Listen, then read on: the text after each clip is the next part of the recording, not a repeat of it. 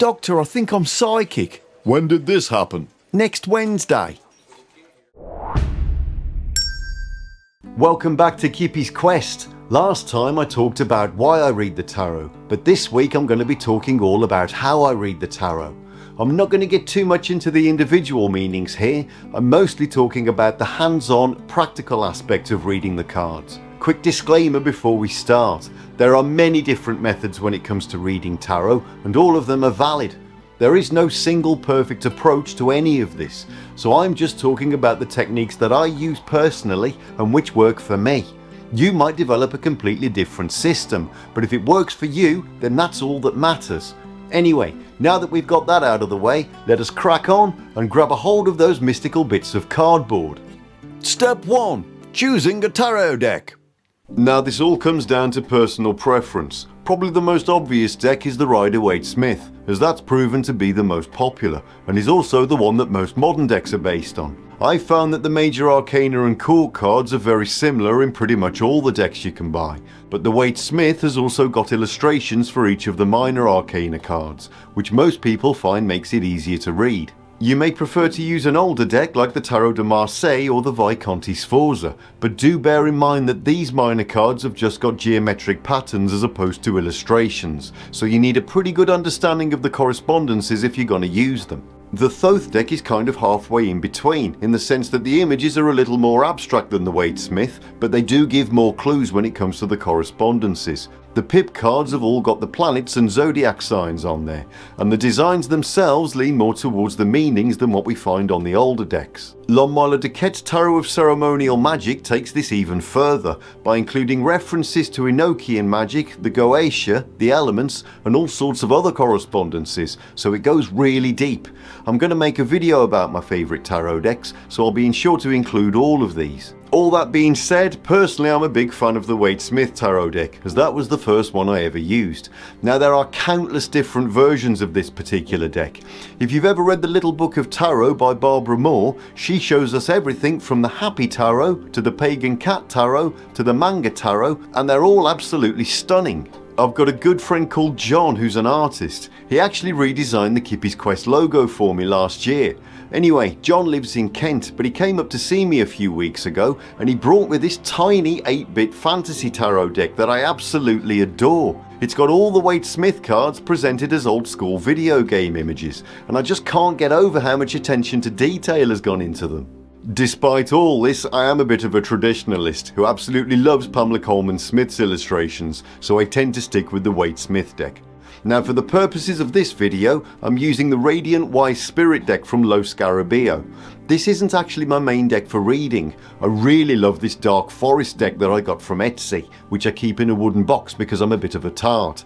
But the Radiant one just shows up better on camera, and it is a pretty deck. Now Rider-Waite purists will likely be disgusted with this choice, as there is a huge amount of significance given to the colour symbolism in the tarot, so naturally a lot of readers want those colours to be as accurate as possible. To appease these people, I will say that I do use the original Waite-Smith deck in all of my ritual work, but if I'm just doing readings for other reasons, then I tend to go with the deck that's aesthetically pleasing to me. Step 2. Shuffling the cards. This is where the Lords of Chaos descend upon us to guide our hands in the sacred art of shuffling the deck. It's also the time when we mentally focus on the question or the situation that concerns this particular reading. If we don't have a specific question and we're just doing a general reading, then we should try and empty our minds by thinking about a whole load of nothing. Something which is far easier said than done in my case. I find it really easy. Get away. So I wanted to touch on a few different techniques for shuffling the cards. In a past life I used to be a magician, performing close-up magic at weddings, birthday parties, corporate events and that kind of how'd you do. As a result, I learnt all sorts of different ways to shuffle a deck of cards. Sadly, I can't do all that fancy stuff with tarot cards as they're just too big and there's too many of them. It actually felt quite weird when I picked up a standard deck of playing cards to make this video. They just feel like little diddly tiddly things now. Anyway, despite this, I can still just about manage to do a riffle, which is a really good way of mixing the cards up. And if you turn one side the other way around, you get your reversals too. Quick note on reversals, you don't have to do them if you don't want to. Many great tarot readers don't bother with them at all, so it's entirely up to you. But I am going to do a full video on reversals at some point if you're interested in that kind of shenanigans. If you're a complete beginner, I'd say forget all about reversals for now and come back to them later. Now, if you can't do a riffle shuffle, don't worry about it. A simple overhand shuffle is absolutely fine. The only thing I will say is that we don't want to pull huge doorstep-sized chunks of cards over.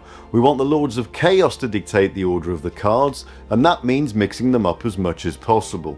So if you can just pull a few cards from the top, you should get a really nice mix.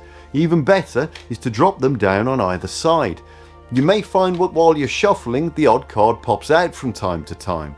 Some people like to take this as a message and will use it as the first card in the spread or the significator. More on that next time. Another method is to just spread the cards out in front of you and mix them up however you see fit. This is also really good for reversals. I believe they call this washing the cards or scrambling them in Vegas. Finally, another method some readers use is to deal the cards into lots of little piles and just pick them back up in any random order.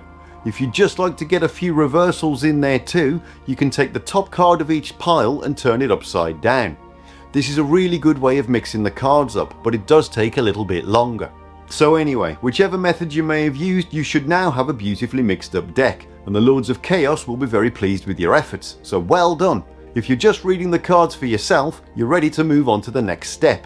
If on the other hand you're doing a reading for someone else, then now is the time to hand your beautifully shuffled deck over to someone who's probably going to drop them all over the floor and render the whole exercise completely pointless. Once they've picked them back up again, you would then ask the querent to shuffle the deck in any way they see fit and to think about their question while they're at it. Where did I put my glasses? We are now left with a deck of tarot cards that is not only shuffled but also has a question burnt into it. The next step is to cut the cards into 3 piles. We do this with our left hand as it's considered to be connected to our unconscious mind. If you're left-handed, you might want to do this the other way around, all while praying for forgiveness for being possessed by Satan himself. At this point, you should then pick the cards up with your right hand, or your left if you're the devil incarnate, ready to deal. Now you can do this completely randomly, or some people like to hover their hand over the piles to see if there's a sensation of warmth that comes from one of them. In any case, you now have a fully prepared deck of tarot cards, and you're ready to deal them into a spread. Doctor, I feel like a deck of tarot cards. Sit down, I'll deal with you later. Step 3. Laying a spread. So I'm not going to go into too much detail about tarot spreads here because it's a huge subject that deserves a whole video to itself, and I've got one coming up next. That being said, the kind of spread that you choose usually comes down to how deep you want to go and how much time you've got. As a good rule of thumb, it's pretty safe to assume that the more cards you use, the more involved and the longer the reading will be. For the purposes of this video, we're just going to use what is probably the simplest spread out there, and that would be the 3-card past, present and future spread, which does exactly what it says on the tin. The card on the left indicates the past and whatever has brought about the situation that you're inquiring about. The card in the centre represents the present, where you are right now and how you're dealing with that particular set of circumstances. And the card on the right symbolises the future and where you're heading if you keep going in the same direction. Notice that I say the future if we stay on our current path, because we've still got free will and the power to change most things if we want to. If you're a complete beginner, then it can be a really good idea to just work with the major arcana at first, because those cards represent archetypes and tend to be pretty universal when it comes to interpreting them. It's also been suggested to remove some of the cards that appear more scary when you first start reading, so that would be cards like Death, the Devil, the Tower, the Moon and so on, as they can cause anxiety if you're not experienced with the tarot and you haven't got the full meanings down yet. That's entirely up to you, but I think it's a really good idea to start with a smaller deck and work your way up. I started out by just using the major arcana, and then I added the suits of the minors in one at a time, so I didn't get overwhelmed with all the different meanings at once.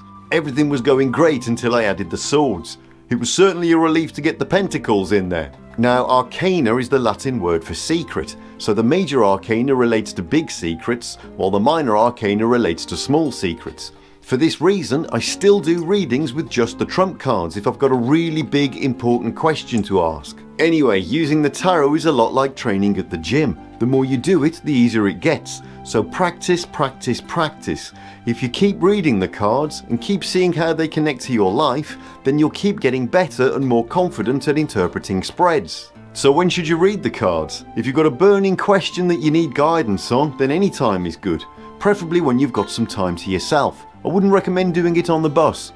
If you're a beginner and you're practicing, then you should try and do a reading every day if possible. I think it's really good practice to read a spread last thing at night about the kind of day you've had. When I first started out, I found it much easier to relate the cards to things that have already happened, as opposed to things that may or may not happen in the future. Any road up, you've got your deck, you've shuffled it to within an inch of its life, you've plonked them down in whatever spread takes your fancy, and now you're ready to read the little buggers. Step 4. Reading the spread. So to help us out with this part of the video, we've got Jethro, who you might recognise from The Fool's Journey. Thanks for coming in, Jethro. No problem. Happy to be here. So we're doing a nice simple 3-card spread like we talked about in the last section. The card on the left is the past, the middle one is the present, and the one on the right is the future. Right, so when do we take our trousers off? Excuse me? Isn't that what we're doing? No. So why am I here then? I'm trying to give you a tarot reading. Oh right, sorry. Carry on then. Okay, so we've got the Ace of Wands, the Devil, and the King of Pentacles reversed. Right, so what does that mean? Has anyone ever suggested that you might be a bit of a pervert? Funnily enough, yes they have. Wow, that's incredible. Amazing, isn't it? Anyway, up to now this channel has mostly been about individual cards, so if you're still getting your head around the meanings, then we've got a video dedicated to each card. I can also highly recommend Mary K. Greer's 21 Ways to Read a Tarot Card, which is an excellent book. Mary K. Greer has been criminally neglected on this channel up to now because I've just had too many books to read, but that's going to change. However, once we've got the cards down in a spread, we want to move away from the individual meanings so we can start thinking about what they mean in combination and how they affect each other. So let's say we're thinking about a change of career, but we're a bit nervous at the prospect of leaving a job that's providing us with security. We've dealt the Moon, the Hierophant and the Magician. Now we want to think about how those 3 cards can relate to each other in this situation. The Moon can represent fear of the unknown, so that could be worrying that things won't work out if we leave the safety of our current job. The Hierophant can represent a teacher, so that could be learning more about the career that we're thinking of moving on to and perhaps seeking advice from people who are already successful in that job. Finally, we've got the Magician, who can symbolise confidence and willpower. In this sense, the caution of the Moon in the past has led to a desire to learn more in the present before we make a decision to move on. The Magician in the future can be telling us that once we've got all the information we need, we'll have the confidence to get proactive and start working towards some positive changes. Look before you leap might be a good way of looking at this spread, but it's also got a happy ending, and all's well that ends well. Obviously this is still open to interpretation, and you might interpret these 3 cards differently. That's absolutely fine. At the end of the day, this is all about how the spreads relate to us individually, and all readings are equally valid. Step 5. Keeping a journal. This is a really good idea to help you remember all the different ways of looking at card combinations. Writing things down has a tendency to really cement things into our psyche. There's a couple of different ways of doing this. You can just jot it down in a notebook if you like, list all the cards in their positions and then write down what that particular spread means to you. If you're quite an arty person, then you could go to town drawing pictures. It all helps to build up a relationship with the cards. Another option is to go all high tech and take a photo of the spread on your phone, and then you can write your meaning in a note app, or you could even record a little video for yourself if you wanted to. Don't go to the disco! The building's going to collapse and everyone's going to be crushed! One of the best reasons for keeping a journal is that it lets you return to a spread if you didn't get a clear answer at first. What I've found is that there are times when I put the cards down and all it takes is a glance to know exactly what they're saying. There are other times when I sit looking at them for 20 minutes and I feel like I'm trying to decipher the Enigma code. They just don't seem to connect to anything. I think it's a bad idea to force it. I usually take a photo of the spread and have another look at it later. Sometimes it makes sense, sometimes I haven't got the foggiest idea. Now some people might say, No, you trenchant buffoon. The answer is always in there somewhere. well, it might be, but if you're getting frustrated trying to figure it out, then I think you're better off walking away and trying again when you're in a better frame of mind. The reality is that the answer is always there, but sometimes we're just not willing to accept it. And no matter how hard we try, there's a part of ourselves that just keeps it obscured from us.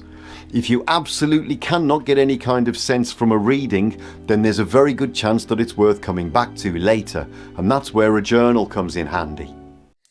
Kippy's Quest. Kippy's Quest. On a final note, I just wanted to quickly talk about what I do when I've finished reading a spread. The way I see it, when I've finished a reading, then that reading is done, and I want to mix it back into the deck as thoroughly as possible. So it's no good just putting them in a pile and sticking them back on top, because if you keep all the cards together, there's a good chance they'll mostly stay together when you're shuffling for your next reading. This simply won't do, so I've developed something called the scatter, whereby I'll pick all the cards up one by one and just put them back into the deck at completely random intervals. The Lords of Chaos will be absolutely delighted by this, and it means I can start fresh next time. Now some people like to clean the deck by doing a little bit of smudging. Personally, I cannot stand the smell of burning sage. There are times when I'm forced to do some smudging as part of my ritual work, but I keep it to a bare minimum.